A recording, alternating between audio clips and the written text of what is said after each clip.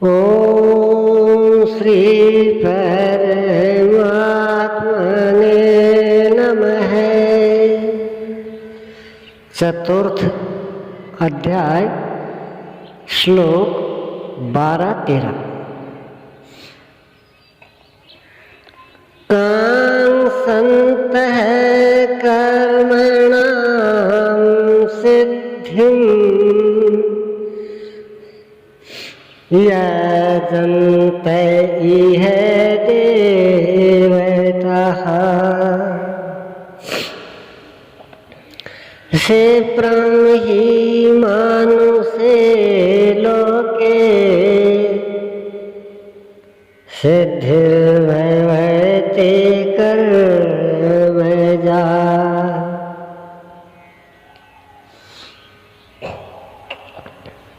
वे पुरुष इस शरीर में कर्मों की सिद्धि चाहते हुए देवताओं को पूजते हैं।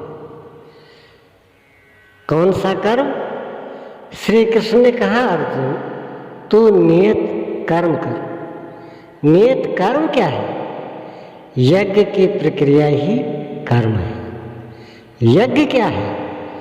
साधना की विधि विशेष जिसमें श्वास प्रश्वास का हवन, इंद्रियों के बहिर्मुखी प्रवाह को श्रेणाग्नि में हवन किया जाता है, जिसका परिणाम है परमात्मा। कर्म का शुद्ध अर्थ है आराधना,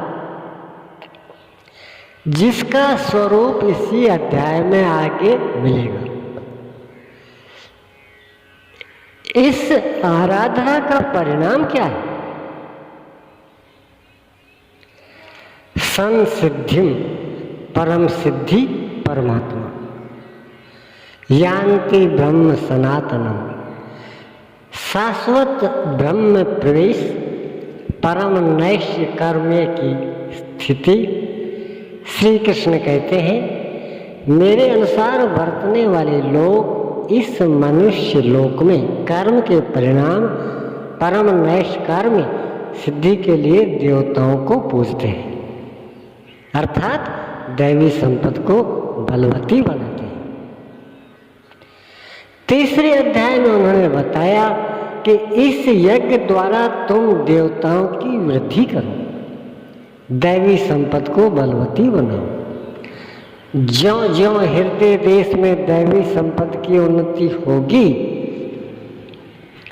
त्यों त्यों तुम्हारी उन्नति होगी। इस प्रकार परस्पर उन्नति करते हुए परम श्रेय को प्राप्त हो जाओ। अंत तक उन्नति करते जाने की यह अंतः क्रिया है।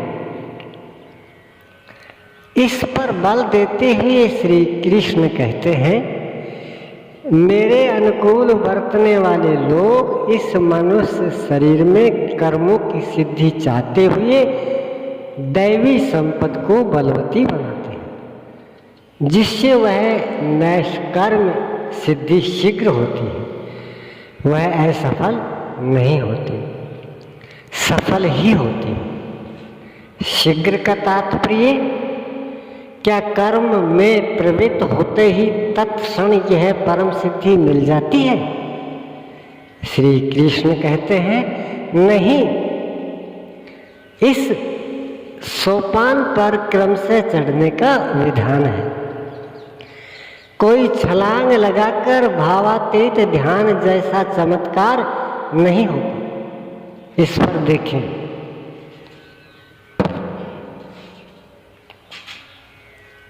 चातुर्वर्ण्यं मया श्रेष्ठं गुण कर्म विभागः सः तस्य कर्तारमपि मां विद्य कर्तारमव्ययम्।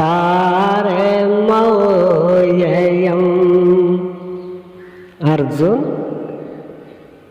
चातुर्वर्ण्यम मया सृष्टम, चार वर्णों की रचना मैंने की, तो क्या मनुष्यों को 4 भागों में बांट दिया?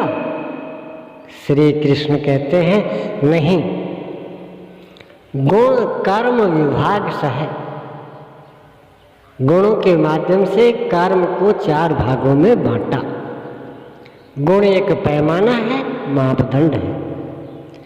तामसी गुण होगा तो आलस्य, निद्रा, प्रमाद, कर्म में न प्रवृत्त होने का स्वभाव, जानते हुए भी एक कर्तव्य से निवृत्ति न हो पाने की व्यवस्था रहेगी। ऐसी अवस्था में साधन आरंभ कैसे करें? 2 घंटे आप आराधना में बैठते हैं, इस कर्म के लिए प्रयत्नशील होना चाहते हैं, किंतु 10 मिनट भी अपने पक्ष में नहीं पाते।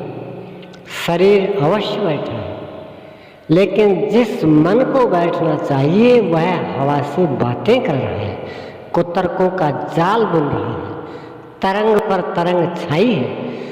तो आप बैठे क्यों हैं? समय क्यों नष्ट करते हैं? उस समय केवल परिचर्यात्मकम कर्म सुदृश्य स्वभावजम, जो महापुरुष अव्यक्त की स्थिति वाले हैं, अविनाशी तत्व में स्थित हैं, उनकी तथा इस पथ पर अग्रसर अपने से उन्नत लोगों की सेवा में लग जाओ। इससे दूषित संस्कार समन होते जाएंगे, साधना में प्रवेश दिलाने वाले संस्कार सबल होते जाएंगे। क्रमशः तामसी गुण न्यून होने पर राजसी गुणों की प्रधानता तथा सात्विक गुण के स्वल्प संचार के साथ साधक की क्षमता वैश्य श्रेणी की हो जाती है। उस समय वही साधक इंद्रिय संयम, आत्मिक संपत्ति का संग्रह स्वभावतः करने लगेगा। कर्म करते करते उसी साधक में सात्विक गुणों का बाहुल्य हो जाएगा। राजसी गुण कम रह जाएंगे, तामसी गुण शांत रहेंगे। उस समय वही साधक क्षत्रिय श्रेणी में प्रवेश पा लेगा। शौर्य, कर्म में प्रवृत्त रहने की क्षमता, पीछे न हटने का स्वभाव, सब भावों पर स्वामी भाव, प्रकृति के तीनों गुणों को काटने की क्षमता उसके स्वभाव में ढल जाएगी।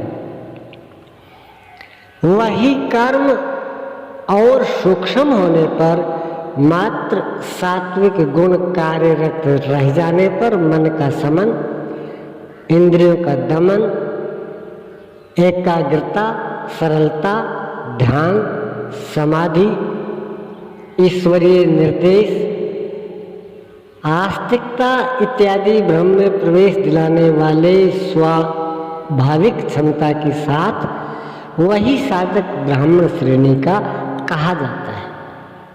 यह ब्राह्मण श्रेणी के कर्म की निम्नतम सीमा है। जब वही साधक ब्रह्म में स्थित हो जाता है, उस अंतिम सीमा में वह स्वयं में न ब्राह्मण रहता है, न क्षत्रिय, न वैश्य, न शूद्र, किंतु दूसरों के मार्गदर्शन हेतु वही ब्राह्मण है। कर्म एक ही है, नियत कर्म, आराधना। अवस्था भेद से इसी कर्म को ऊंची नीची 4 सीढ़ियों में बांटा। किसने बांटा?